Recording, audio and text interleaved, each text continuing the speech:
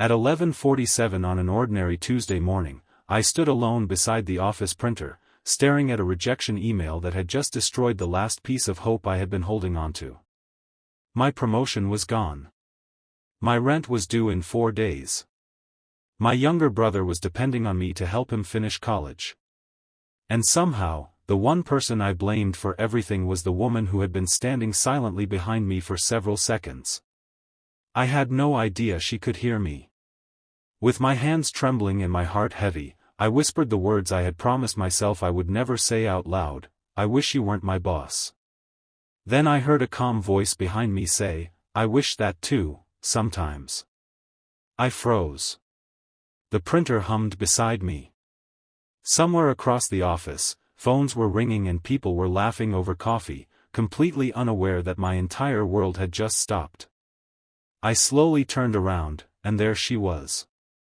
My boss, Seraphina Vale, standing only a few feet away, holding a folder against her chest and looking at me with an expression I could not understand.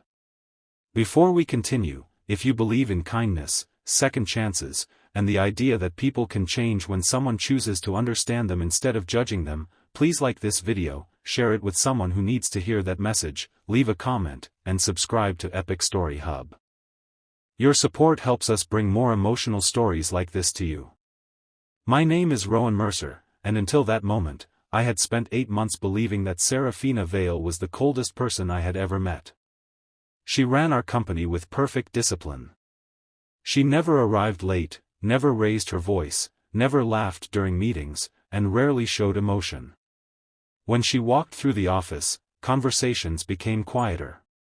People straightened their backs and suddenly remembered every unfinished task. I had once admired her. That was before I became convinced she was the reason my life at work had become miserable. I had joined the company as a junior project coordinator after my mother passed away. I was 27, exhausted, and trying to rebuild my life while taking care of my younger brother, Micah.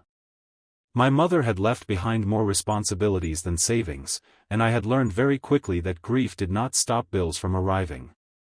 The job had been my fresh beginning. I worked harder than everyone expected because I had no choice. I stayed late, volunteered for difficult assignments, and slowly became one of the most dependable people in the department. After months of effort, I was told I was being considered for a management position. That promotion meant everything to me. It meant a higher salary, better security, and the possibility of finally giving Micah the future our mother had wanted for him. Then Seraphina rejected my application. There had been no long explanation. Only a short message saying that I was not ready for the position. I took it personally. From that day forward, every correction she made felt like an insult. Every difficult assignment felt like punishment. Whenever she asked me to redo something, I convinced myself she was trying to make me fail. I never considered that perhaps I was seeing only one side of the story. So when she appeared behind me that Tuesday morning, I expected anger. Instead, she looked tired. She opened the folder in her hands and pulled out a document. It was my promotion evaluation. I recognized the page immediately. My eyes moved down the paper, and my stomach tightened. At the bottom was Seraphina's signature. But above it was something I had never seen before. She had recommended me for the promotion. The recommendation had been rejected by the executive board. I stared at the page, unable to speak. Seraphina explained that she had fought for my promotion twice. The first time, the board said I lacked leadership experience. The second time, they questioned whether I could handle the responsibility while managing the difficult circumstances in my personal life. She had refused to tell them about my family situation because she believed my private life should never be used against me. Then she told me something that hurt more than the rejection itself. She had deliberately given me difficult assignments because she wanted senior executives to see what I was capable of under pressure. I suddenly remembered every project I had considered a punishment. The crisis account. The impossible deadline. The client everyone else avoided. The presentation I had been forced to lead without warning. I had thought she was trying to break me. She had been trying to prepare me. But there was one more thing in the folder. It was a letter addressed to the board, written in Seraphina's handwriting. She had argued that I possessed something more important than experience, resilience. She had written that someone who had continued showing up after losing a parent, supporting a sibling, and carrying responsibilities most people my age had never experienced deserved an opportunity to lead.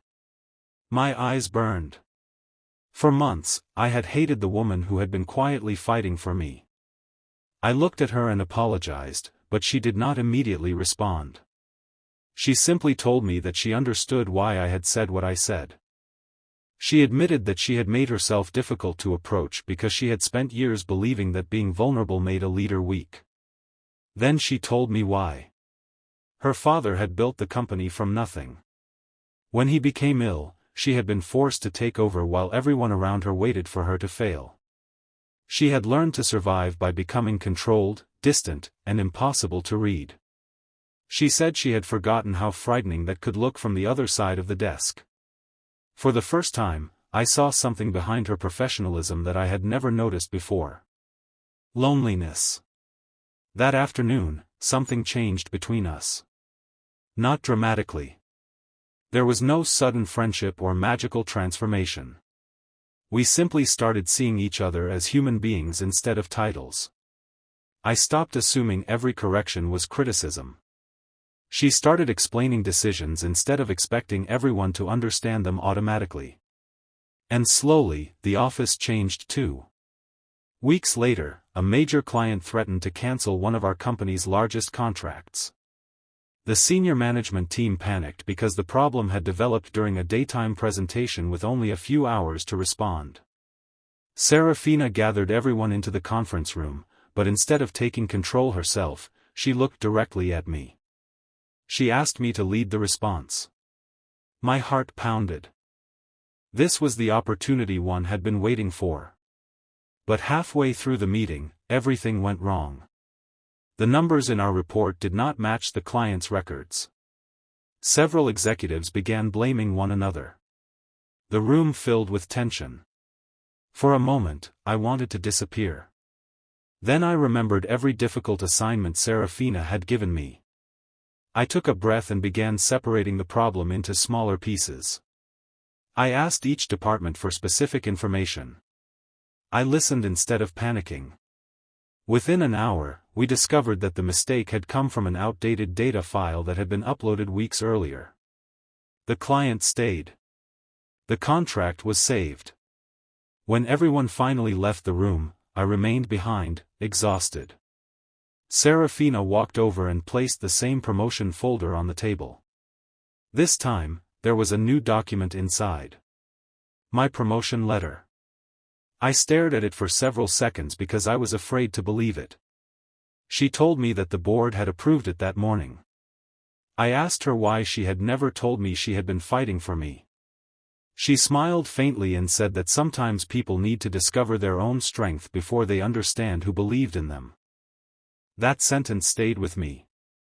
A year later, I became one of the youngest managers in the company. But the biggest change wasn't my job title or my salary. It was the way I understood people. I had spent months judging Seraphina by what I could see. I had mistaken silence for cruelty, discipline for hatred, and distance for arrogance. I never stopped to wonder what pain might have taught her to become that way. And she had made the same mistake with herself. She had believed she needed to be strong every second of every day. But strength, I learned, is not always about standing alone. Sometimes strength is allowing someone to stand beside you. One bright afternoon, almost exactly a year after the day at the printer, I walked past Seraphina's office and saw her sitting near the window with a cup of coffee. Sunlight filled the room, and for once, she wasn't working. She looked up and smiled. I smiled back. And for a second, I remembered those words I had whispered so carelessly 1 year earlier. I wish you weren't my boss. I finally understood what I had really meant. I hadn't wished for her to disappear. I had wished I could know the person behind the title. And somehow, that was exactly what happened. If this story touched your heart, please take a moment to like the video, share it with someone who may need a second chance, and subscribe to Epic Story Hub for more emotional stories about kindness, hope, and unexpected human connections. Every like and comment tells us that these stories matter to you.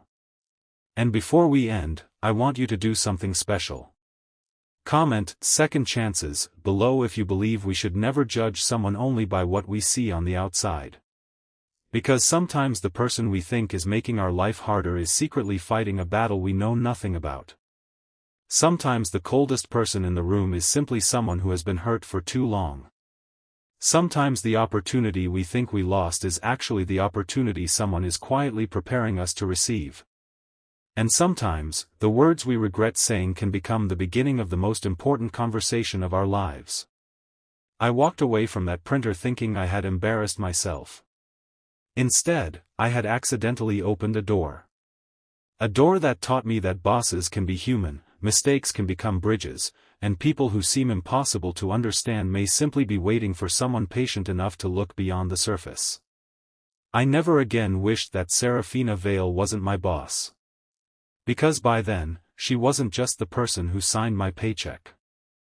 She was the person who had believed in me when I had stopped believing in myself.